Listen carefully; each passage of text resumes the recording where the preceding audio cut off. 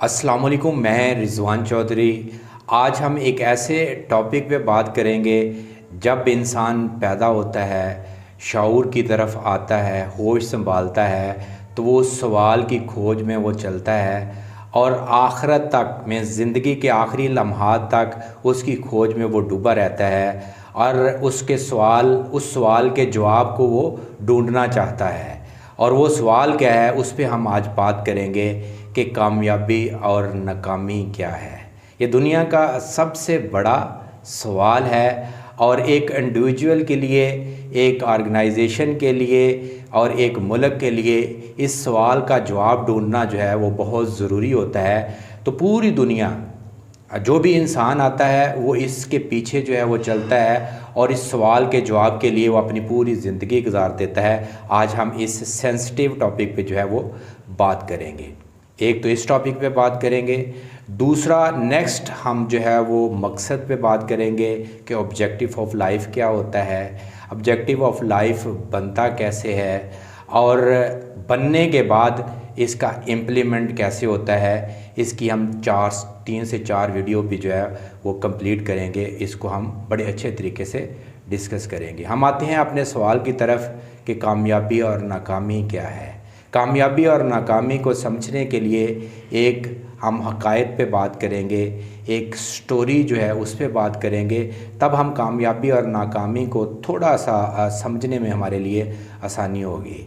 जंगल में एक हिरन के पीछे जो है वो बूढ़ा शेर जो है वो लग जाता है। देखते ही देखते जो है वो हिरन जो है उसके पीछे शेर उसके पीछे भागता है और हिरन जो है वो जवान होता है। और जब उसे पता चलता है कि एक शेर जो है वो मेरे पीछे लग चुका है, और वो देखते ही देखते फलांगे भरता है और वो गायब हो जाता है और शेर को जो है वो नज़र नहीं आता। इतनी तेज़ी से वो हिरन उससे आगे से भाग जाता है।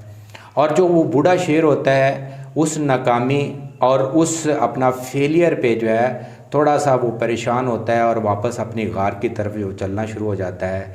एक इसी असना में एक बड़ा और जवान शेर जो होता है वो उस सारे सिनेरियो को वो देख रहा होता है। हिरन और जो बूढ़ा शेर होता है उसकी जो है आपस में जो कश्मकश चल रही होती है उसको वो देख रहा होता है। तो जैसे ही वो बूढ़ा शेर वापस गार की तरफ आता है तो वो जवान शेर उसे कहता है कि बुज़ुर्गों एक काम छड़ दो, तुसी हुण बुढ़े हो गए हो। लिहाजा जो वो बूढ़ा होता है वो अपने एक्सपीरियंस और अपनी अकल और अपने शऊर से जो है वो जवान शेर को वो जवाब देता है कि बेसिकली ये दो जानवरों का मुकाबला नहीं था। ना मेरा हिरन के साथ मुकाबला था, ना हिरन का शेर के साथ मुकाबला था, बल्कि ये दो मकासद का मुकाबला था।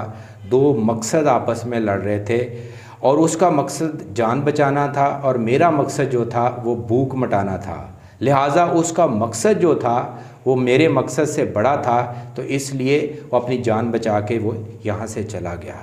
अब इस पूरी हकायत से और हिरन और शेर के जो रोल है उससे हम मकासद को आइडेंटिफाई करते हैं। और जब हम मकासद को आइडेंटिफाई करते हैं तो उससे हमें पता चलता है कि अगर कामयाबी और नाकामी को देखना है तो पहले उसका मकसद होना जो है वो बहुत ज़रूरी है। अगर कोई मकसद होगा तो तब आप कामयाबी और नाकामी का जो है वो क्लेम कर सकते हैं, दावा कर सकते हैं। इससे हमें पता चला कि कामयाबी के लिए मकसद का होना ज़रूरी है, ना सिर्फ मकसद का होना ज़रूरी है और वो दूसरों से बड़ा मकसद होना ज़रूरी है। तो ये कामयाबी और नाकामी के लिए अभी तक हमने ये देखा इस स्टोरी से कि मकसद का होना ज़रूरी है। अगर मकसद होगा तो तब हम कामयाबी और नाकामी की जो लज्जत है उसको आइडेंटिफाई कर सकते हैं। अब हम स्पेशली कामयाबी और नाकामी की थोड़ी सी हिस्ट्री पे बात करते हैं, इसकी तारीख़ पे बात करते हैं कि जब से इंसान जो है वो जंगलों में रहना शुरू हुआ है, जब से वो अपनी गर्मी और धूप की वजह से अपने जिस्म पे वो पत्ते बांधा करता था, कच्चा गोश्त खाया करता था, ये सवाल वो तब से ही उसके जहन में जो है वो उठना शुरू हो गया था कि बेसिकली कामयाबी और नाकामी है क्या। और उस टाइम जो है वो जानवरों और इंसानों में उनके लिविंग स्टैंडर्ड में कोई इतना डिफरेंस नहीं था, इतना फ़र्क नहीं था। जिस तरह जानवर जंगलों में रहते थे, इसी तरह इंसान जो है वो जंगलों में रहता था, अपनी परवरिश करता था, अपनी देखभाल करता था। तब से उसके जहन में ये सवाल पैदा हो गया था कि कामयाबी और नाकामी क्या है।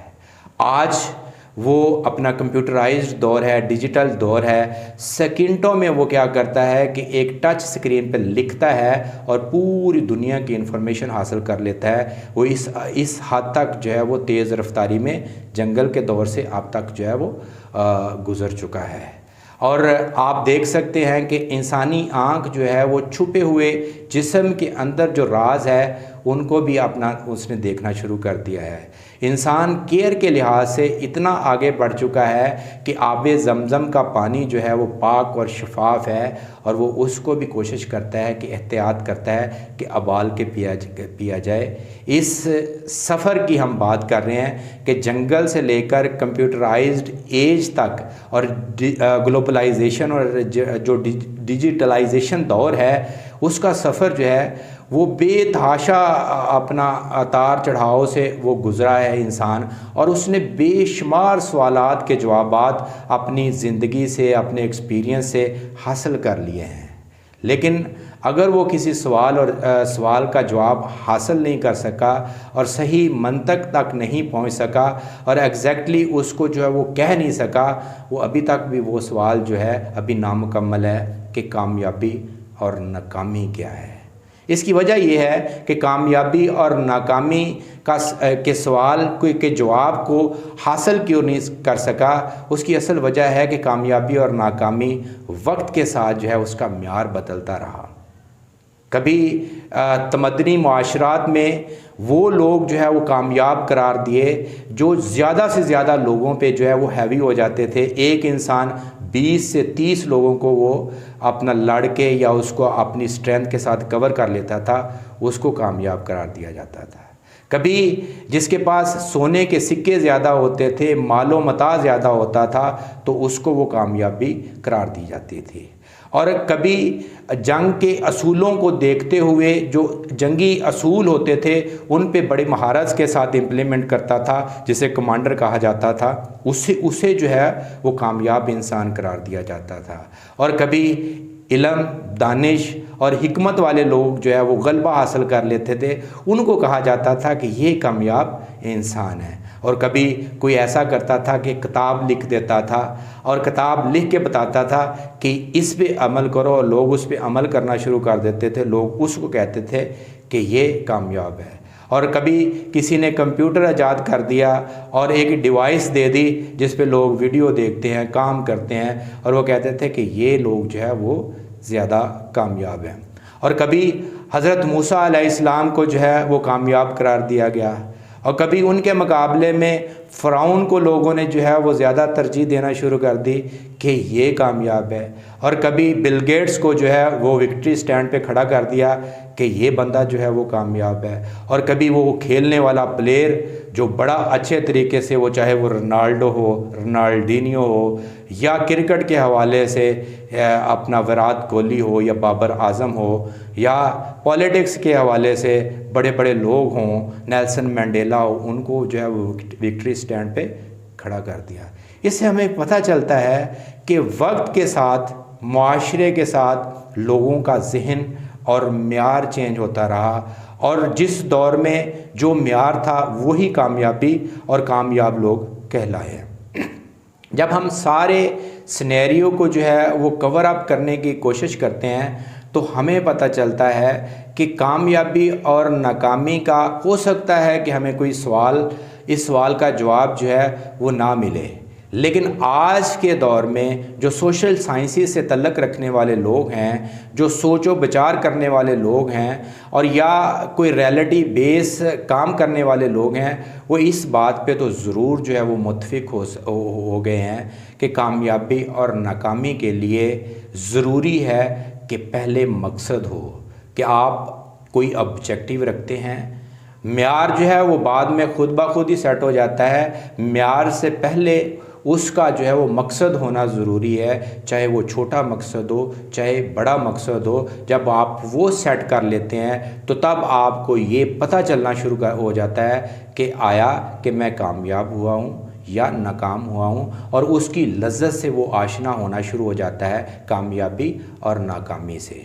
तो यहाँ से हम स्टार्ट करते हैं कि कामयाबी के लिए, नाकामी के लिए मकसद का होना ज़रूरी है, और मकसद को हासिल करने के लिए या मकसद को बनाने के लिए किन चीज़ों की ज़रूरत है, उस पे हम आने वाली वीडियो पे जो है वो डिस्कस करेंगे कि जब आप एक मकसद बनाते हैं या आपकी ज़िंदगी में मकसद आता है या मकसद बनता कैसे है और उसके लिए किन चीज़ों पे अमल किया जाता है, तो तब हमें पता चलता है कि आप मकसद बना सकते हैं या ऑब्जेक्टिव ऑफ लाइफ बना सकते हैं।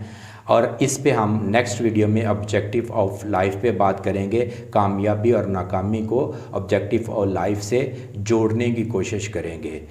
अगर आप चाहते हैं कि कामयाबी और नाकामी के लिए, मकसद ज़िंदगी के मकसद के लिए और उसको बनाने में और उस पे इम्प्लीमेंट करने में आप भी इंटरेस्टेड हैं, तो हमारी वीडियो और हमारे अपना इस चैनल के साथ जो है वो जुड़े रहिएगा। इंशाल्लाह आपको ऐसी इन्फॉर्मेशन, ऐसी जो है वो गाइडलाइन देंगे।